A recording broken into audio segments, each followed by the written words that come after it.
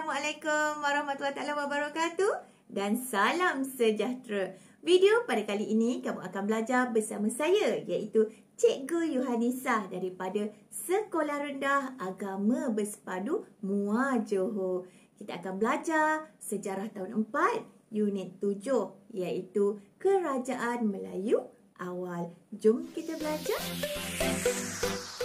Objektif pembelajaran yang akan kamu capai di akhir nanti merangkumi standard pembelajaran 4.1.3 di mana kamu akan dapat menjelaskan hubungan diplomatik Kerajaan Melayu Awal. Yang kedua, 4.1.4 kamu akan dapat menghuraikan kegiatan ekonomi Kerajaan Melayu Awal di Kepulauan Melayu. Seterusnya, kita akan lihat pula hubungan diplomatik. Murid-murid tahu apakah yang dimaksudkan dengan hubungan diplomatik? Cikgu percaya sekiranya kamu lihat gambar ini iaitu gambar di antara dua orang yang sedang bersalaman. Ianya menggambarkan hubungan yang terjalin di antara dua pihak. Jadi, hubungan diplomatik bermaksud hubungan yang terjalin di antara sebuah kerajaan dengan sebuah kerajaan yang lain. Contohnya adalah China dan India. China dan India ini merupakan dua kuasa besar yang menjalinkan hubungan dengan kerajaan-kerajaan Melayu awal seperti Kedah Tua, Sriwijaya dan Majapahit. Untuk makluman murid-murid, tidak semua kerajaan-kerajaan Melayu awal ini yang menjalinkan hubungan diplomatik dengan kerajaan luar. Baiklah, seterusnya apakah faedah yang diperolehi dari segi politik sekiranya kerajaan Melayu awal ini mengadakan hubungan dengan negara lain? Apakah yang akan mereka perolehi? Mereka ini akan mendapat pengiktirafan dan menjamin keselamatan kerajaannya. Buktinya adalah ukiran pada dinding Candi Borobudur yang menggambarkan keadaan rakyat menghadap raja. Baiklah murid-murid, sekarang mari kita lihat pula dari segi ekonomi. Apakah faedah yang diperolehi oleh kerajaan-kerajaan Melayu awal ini apabila mereka mengadakan hubungan diplomatik? Yang pertama, mereka akan dapat mengembangkan aktiviti ekonomi. Yang kedua, kerajaan Melayu awal akan dapat memasarkan barangan mereka kepada kerajaan China dan India. Contohnya seperti rempah ratus, biji timah dan emas. Ini antara contoh barangan yang mereka pasarkan kepada kerajaan China dan India. Dari sudut yang lain pula, kita lihat apa pula yang China dan India tawarkan kepada kerajaan Melayu awal ini. Ini dia, China dan India menawarkan barangan mewah seperti tembikar, barangan perhiasan dan sutera. Untuk makluman murid-murid, ini merupakan antara barangan mewah pada zaman tersebut. Dari segi sosial pula, hubungan diplomatik yang terjalin ini sebenarnya dapat mengeratkan hubungan persahabatan dan kekeluargaan melalui perkahwinan, di mana pada masa ini telah wujudnya perkahwinan campur di antara kerajaan Melayu awal dengan negara lain yang datang sebagai pedagang. Baiklah, yang kedua dapat mewujudkan keamanan di Kepulauan Melayu. Buktinya adalah ukiran pada dinding Candi Borobudur ini. Kamu dapat lihat dalam rajah ini di mana ukiran ini menggambarkan kedatangan utusan dari negara luar. Untuk makluman murid-murid, kerajaan Melayu awal yang menjalinkan hubungan diplomatik dengan China dan India ini, mereka ini berjaya mengukuhkan kedudukan politik, ekonomi dan sosial di alam Melayu. Baiklah murid-murid, sekarang mari kita lihat pula kegiatan ekonomi Kerajaan Melayu awal di Kepulauan Melayu. Murid-murid tahu apakah kegiatan ekonomi yang telah mereka lakukan? Ya, betul. Mari kita lihat peta bulatan ini.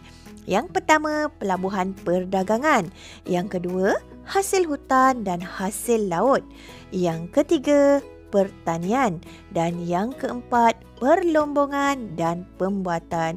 Mari kita lihat satu persatu. Mari kita lihat kegiatan ekonomi yang pertama, iaitu pertanian.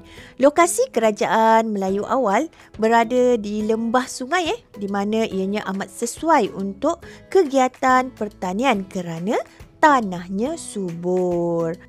Bagi kerajaan Kedah Tua dan kerajaan Majapahit, mereka melakukan aktiviti penanaman padi sebagai salah satu kegiatan ekonomi mereka.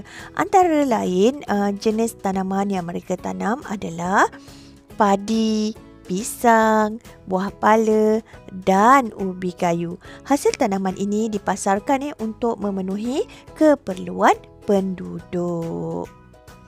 Seterusnya, mari kita lihat pelabuhan perdagangan. Murid-murid tahu di mana lokasi Kepulauan Melayu? Iya, pandailah murid-murid cikgu. Lokasi Kepulauan Melayu berada di Jalan Laut Perdagangan Timur dan Barat. Sebab itulah kegiatan perdagangan kerajaan Melayu awal ini berkembang dengan maju. Kemudian kewujudan pelabuhan pula memudahkan memudahkan apa? Memudahkan pedagang-pedagang untuk singgah dan menjalankan kegiatan perdagangan di Kepulauan Melayu. Murid-murid tahu apakah barangan dagangan utama mereka? Barangan dagang utama mereka adalah rempah ratus. Kamu pernah tak pergi dapur? Apakah contoh rempah ratus? Lada hitam, bunga cengkeh dan buah pala. Itulah merupakan antara rempah ratus yang diperdagangkan. Seterusnya, mari kita lihat pula hasil hutan dan hasil laut. Kerajaan Melayu awal ni dia kaya dengan hasil hutan dan hasil laut. Antara hasil hutannya adalah yang pertama ini. Gambar apa ni murid-murid? Rotan. Yang kedua adalah gambar gaharu. Gaharu ini merupakan bahan yang digunakan untuk membuat minyak wangi kerana daripada pokoknya, batangnya, semuanya mengeluarkan bau yang wangi. Selain daripada itu, kalau dalam gambar rajah ini kita dapat lihat bahawa kapur barus juga merupakan salah satu daripada hasil hutan. Seterusnya, mari kita lihat pula contoh hasil laut yang terdapat pada zaman kerajaan Melayu awal. Yang pertama adalah mutiara, yang kedua adalah teripang. Teripang ni adalah gamat.